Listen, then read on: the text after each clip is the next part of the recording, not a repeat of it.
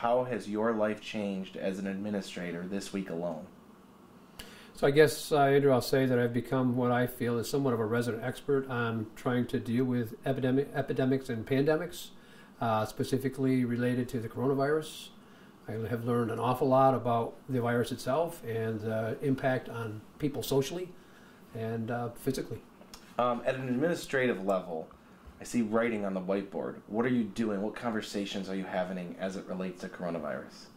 So just like anything that has to do with a safety plan, because we obviously have to have district and building safety plans as a requirement to the state, one of the companion documents with this has to do with medical issues or extraordinary emergency days or any of those kinds of things. So we started collecting questions, more than answers, but questions about what do we do if? And there's an awful lot of ifs that we don't have control over. A lot of state mandates, a lot of federal mandates, a lot of state requirements with regard to students and instruction and funding. And we kind of divided it into one hopper is instruction and one hopper is operations. What are we doing operational with our district, because we still have bills to pay, we still have checks, people still have paper checks in some cases, and things like that we really are still grappling with. Is the Liverpool School District prepared if it had to shut down for more than a week? I'm going to say yes, we're prepared. It's just some of those decisions will probably get made for us. I don't know if we're in total control of all decisions. There's a lot of things that have to do with seat time and graduation and state tests and college courses and et cetera, that probably will get made for us. When it comes to our own operational requirements of making sure that we deal with students in poverty that need meals, dealing with online learning or virtual learning, we have the capacity of providing our students with Chromebooks. They already have their own Chromebook, but we have some issues related to how do we connect with all of our kids and how do we manage teachers potentially teaching from an alternate site, which may or may not be in the district. You can give a kid a Chromebook. That doesn't mean they have internet at home to use it to its full capacity. True, or any capacity, because these are web-based. Chromebook is basically worthless if it doesn't have connectivity to the web. But we think that there's probably some options where we may be somewhere in between. Would we be doing, I hate to use the word packets, but copying documents for kids and being able to find ways to deliver those to kids, whether it's electronically or physically, dropping off at a doorstep, and really making sure that kids have work to do in the interim, whatever that interim time period could or may look like. Is using the Chromebooks, do they take them home every night as it is? So the 10th grade, 11th grade, 12th grade students have the availability of taking them home. Some do, some don't.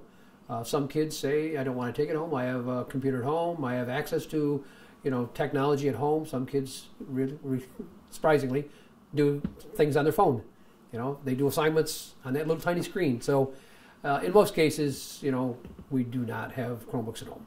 And it's not an option for those lower grades. Beyond 10, 11, 12 can. Below that, they can't. It's a decision the district made to really make sure that we had groups that could, and we have groups that we have decided not to. Are there ways for students, the ones that do take them home, are teachers already doing anything web-based? In college, I had Blackboard software actually communicating. Sure. Does that exist already? So probably in 2016, we converted to what's referred to as a Google district. We used the Chromebook model as a way to connect to a platform. So Google has an app called Google Classroom. It's a specific app where a teacher creates, similar to Blackboard, a list of their kids, and then they can put assignments in, they can communicate through blogs, they can review, they can put lectures up, they can put videos up. They can make that just like any other distance learning site. So they do that already to some degree in the classroom. As kind of strange as that may sound, teachers are doing kind of a blended learning model where they're delivering instruction, they're supporting kids side by side at their desk, and they're also delivering content or instruction in this other virtual manner in that room that kids can take, in some cases, responsibilities of work home if they have access to do it at home as well. I'm sure instead of copying pages and pages of a short story, you just put a PDF in that, and kids can access it their screen but still at their desk. Sure. So there's, I can picture the blended thing there. Well, the other point too, not to belabor it, but people don't realize now the cost of textbooks. Back in the day, $40-50, they're upwards of $200-250 for a textbook. We can get an electronic version and access the Chromebook to it. And I know people have some questions about how much screen time is appropriate or inappropriate, but it's also, to some degree, an efficiency model to be able to have resources for students that's well within our capacity financially. So in a lot of ways, the district has the physical equipment and the software to send kids home for a couple of weeks and teach them through that time. Absolutely. If needed, we have the capacity to do that. I think that the rub ends up being in specific homes, do they have the capacity to meet that connectivity requirement? Mm-hmm. Have you directed your teachers to do anything differently? Prepare for an extended absence, even if it is copying documents, putting more content online. What conversations are you having with your teachers? So I've sent a couple different documents out to teachers, and obviously we have a very broad district, with a lot of employees, and tried to keep people understanding that at this point, I don't want anybody making any changes. I don't want anybody getting, overly nervous. But I will say we've had some parents who have made the decision to pull their students out, and we are accommodating them with homework or assignments or class information that really would help them trying to keep up at home, even though they're physically not here. So we've accommodated in those certain cases, but specifically we haven't directed. The only thing that I've asked some of our principals to evaluate is percentage-wise, what is it that, taking an informal survey, how many of our homes or our families don't have access in the event that we were made by the governor or, the health office to close the district, what connectivity status would most of our homes be? About how many kids do you have out just because the families want to be cautious? I don't know the specific number, but I've only heard just a handful.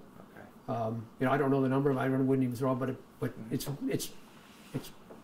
not very many. Yeah.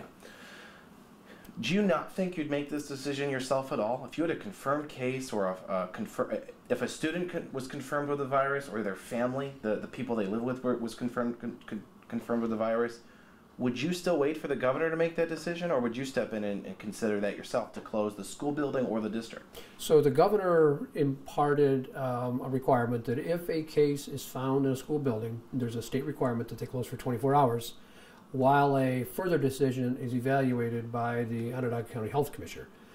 That's a mandate that's been placed upon us. It's already not your decision. That part's not my decision. Where it becomes a little bit of a slippery slope is we have in our calendar 5 emergency days. And we've used 2 of them for snow days this year, so there are 3 remaining days. The way the state regulations read right now is we would have to apply, if we were going to close, for 3 extraordinary days or extraordinary use days per the state regulations. And if we went beyond that, we would have to take away spring break and have those as days of school to replace the days that we perhaps were closed in order to meet the 180-day requirement. We're still assuming that perhaps the state education department, the governor, may have some conversations about whether or not that could be waived. So right now, we get a significant amount of money per day based on the number of kids who come to school as part of our state aid on a daily basis. If we exceed the 5 emergency days, the state aid isn't going to be paid. So when you talk about, us locally making a decision, there's a lot of moving parts and impact on us closing without having the access of those emergency days to use. Is it still currently unclear, based on the governor's mandate, for you to close if there's a confirmed case, whether or not you're exempt, if that counts against your emergency days? Is it unclear at this point? That point is still unclear. We don't know whether or not, because it's a school, not a district, the 24-hour evaluation period. And each school is included in that 5 emergency days independently. So if we had one building closed one day and we had another building closed another day, each of them get use of 1 day. It isn't 2 days for the district, it's a day by building. Okay. So we're still assuming that, as information goes out or information comes into the district, we're hearing things basically almost on an hourly basis that something's changed.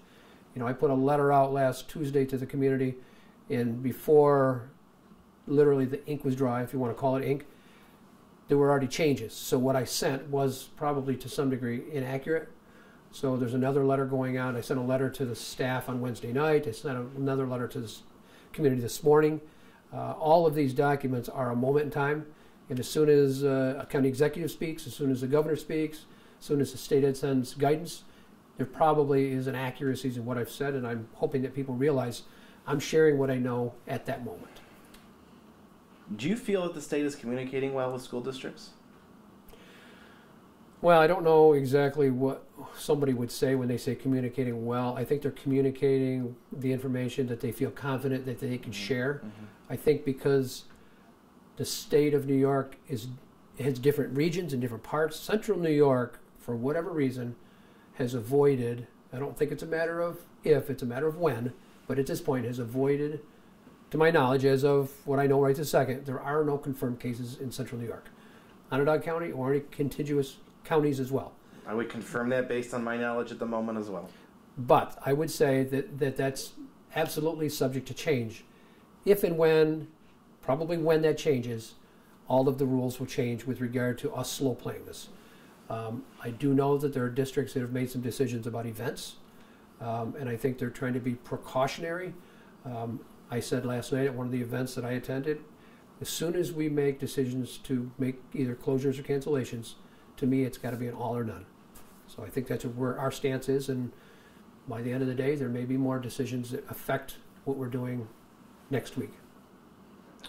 In terms of athletics, what's that conversation, what's that awareness like right now?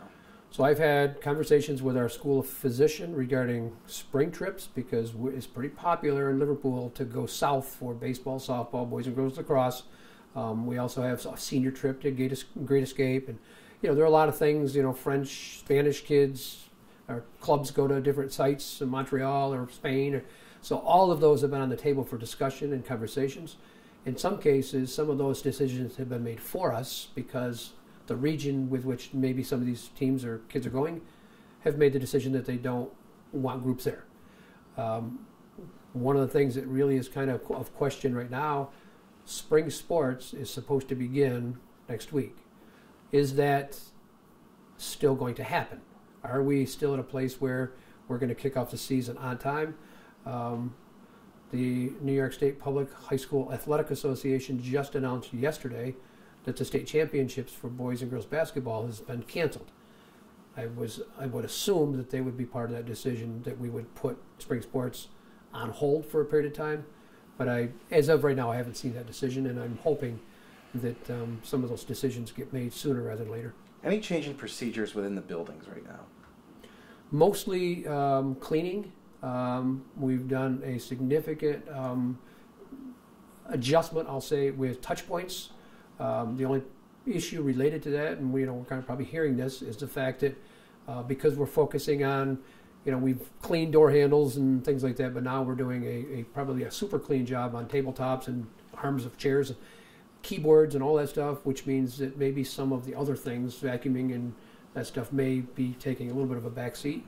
I don't want anybody thinking the buildings aren't clean, but we're putting a lot more attention on places where people are touching. Does that mean that the maintenance crews after the school day goes through and does that? That's assigned to them? So mostly our custodial crew, and we have in some cases 2 shifts, in some cases we have 3 shifts. That's been part of the responsibility, but part of the cleaning regime or protocols is here's how you clean classrooms. Well, we've adjusted those protocols that during this pandemic or during this situation with coronavirus, here's what we want you to do differently. I guess my last question would be... Including school buses. Right. Okay. Would that be the bus driver, though, in those cases? It's a combination, okay. Right. We have some folks at the transportation center that's assigned, including the bus drivers, because we want bus drivers to continue, when kids get on and they grab the post or the handrail or, the backs of seats. Those are the common places, just like city buses, that we want those cleaned as often as possible. You're a young guy, but you've been in this business a long time. Have you ever seen anything like this? I have not. This is my 37th year, and this is strange to me to see this level of impact. A number of years ago, we had MRSA, and MRSA was pretty, I thought, critical at the time. This is way different than that. Is there anything you want your parents, your students, your taxpayers to know about what Liverpool is doing in this crisis moment? Sure. So, just like anything else, I want people to realize and understand that the safety of our students and the safety of our staff is of utmost importance. We understand that people see the critical nature of this and the crisis that our country is really facing, with the understanding that this is transmitting at an alarming rate, probably like no other. But at the time we're in right now, I think it's important that we don't lurch or jump too quickly to make decisions that we don't know what the long-term impacts of those would be or might be. We want to make sure that people understand that we're planning for the worst, but hoping for the best. I don't know if that's a good analogy, but that's our belief, that we want to make sure that we're doing all the right things and making all the right decisions for kids.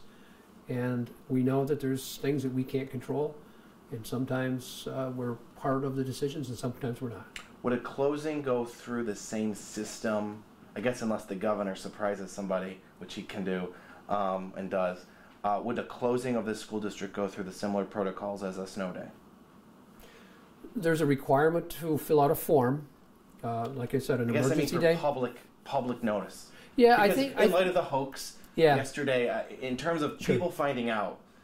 I believe, and I could be wrong, but this is me sitting here right now, I believe we would probably have more advance notice. I would be surprised if we don't hear from either the State Education Department or the Governor's Office that there's going to be a protocol in New York State that we do something different with regard to schools. But I don't think it would be imposed on us like a snow day, tomorrow morning we're doing this, or this morning we're not having school. I think there's going to be a little bit more notice and expectations for planning. Gotcha.